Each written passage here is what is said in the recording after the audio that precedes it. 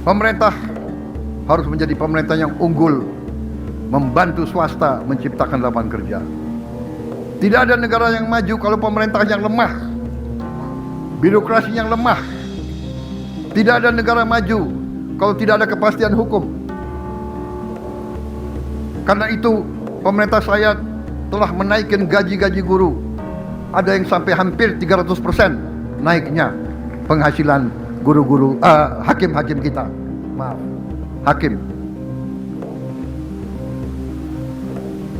Saya sekarang bangga karena mendapat laporan Ketua Mahkamah Agung kita penghasilannya lebih tinggi dari Ketua Mahkamah Agung Singapura. Dan juga hakim-hakim paling junior kita gajinya lebih tinggi dari gaji hakim-hakim junior di Malaysia.